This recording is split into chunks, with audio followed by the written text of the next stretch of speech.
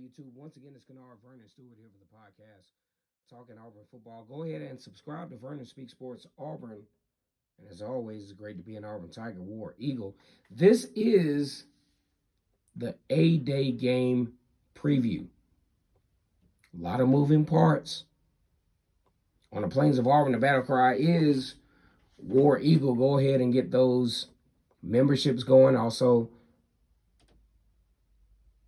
hit the Cash App. I'm going to put the Cash App in the comment section. But there's a lot to unpack with this A-Day game. Number one, you have two guys at the top of the food chain, if you will, of Auburn football. You got Alan Green, who is the athletic director. And then you got Brian Harsin, who has the keys to Auburn's athletic door in his hands. Huge revenue-driven portion of the Auburn of the Auburn athletic program. Alan Green gets to the stage and says, hey, look, I want to stay at Auburn. And I want to continue to be the athletic director. Hell, I guess you would. Auburn is a great place to live. He said it. He said, my wife likes being here. My family likes being here. And for the most part, Alan Green, you've done a good job. Every program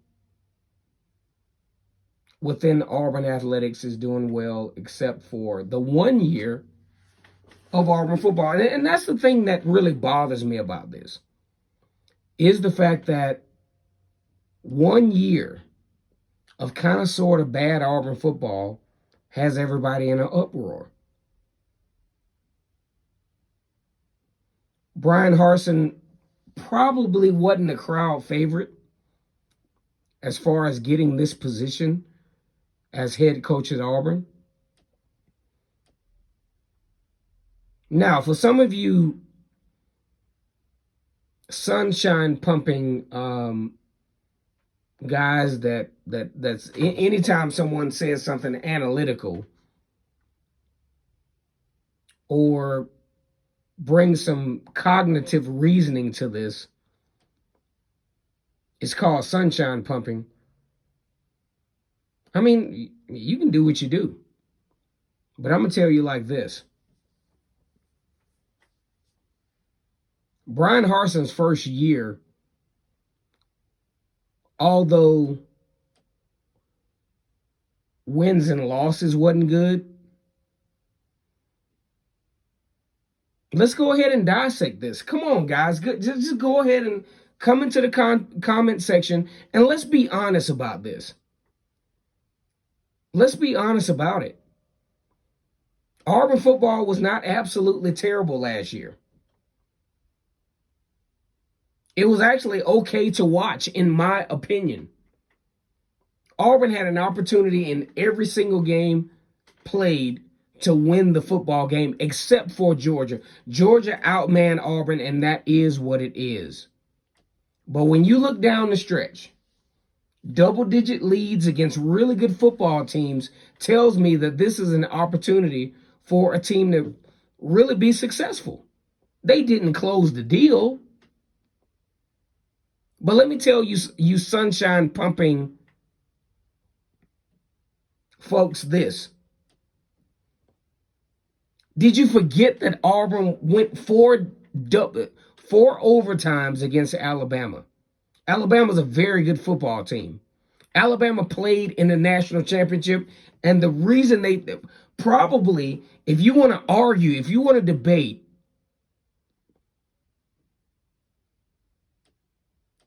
one of the reasons that they probably lost was because their starting wide receiver went down in the first half.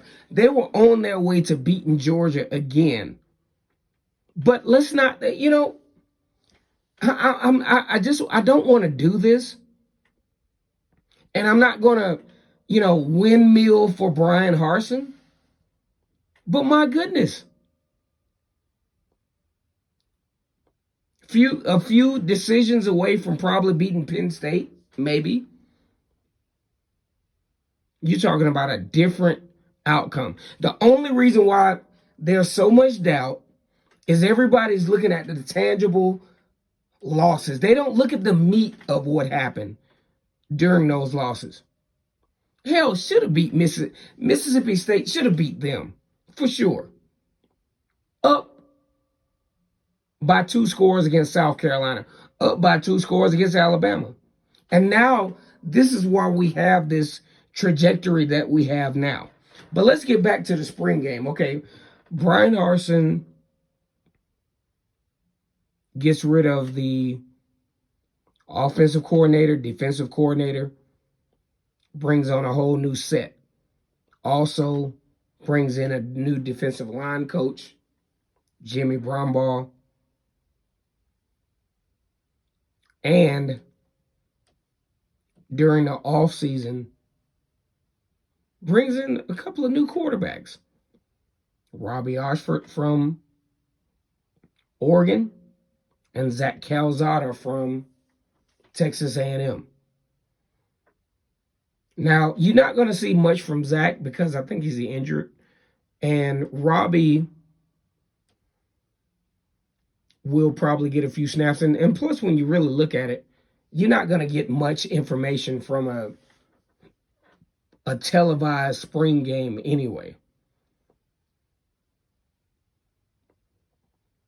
The concern is the offensive line. You got a lot of guys hurt. You got a lot of guys who are piecing together some injuries from last year. That's going to be the key. I get it. Texas A&M has had some had a huge recruiting class. Number one, most of the defensive linemen know how many times do they touch the ball. See, that's where we get to. I get the recruiting ranking, but did you recruit where it really matters?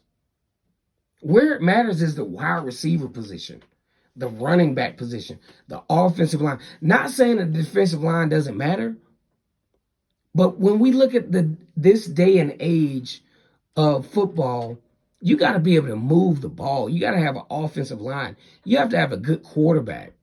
You have to have a good wide receiver core. And you have to have a running back that is serviceable enough to keep teams off balance.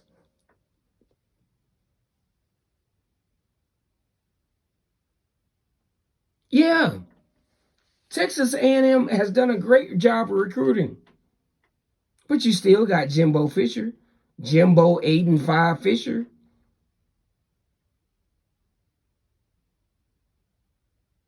And they will still struggle.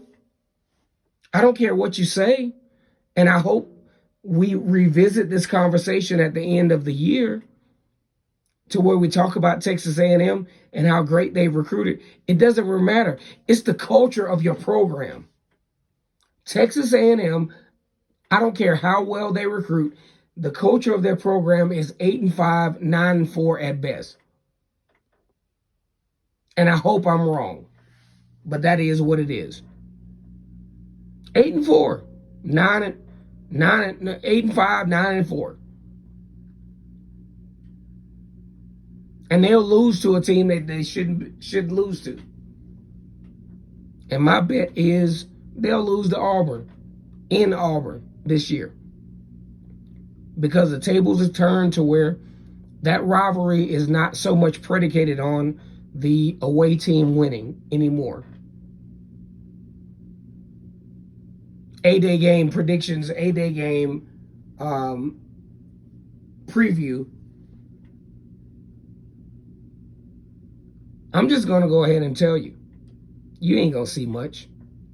You're not going to see anything that will indicate what, excuse me, anything that will indicate what the 2022 season will look like.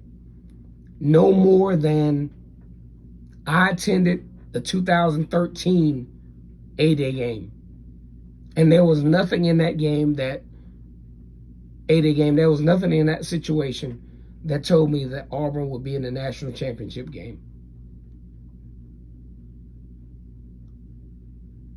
Do yourself a favor, Auburn fans. One, get you a nice Under Armour sweater like the one I have on now that I'm not showing you.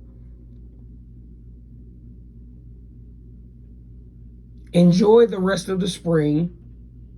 Enjoy the rest of the summer.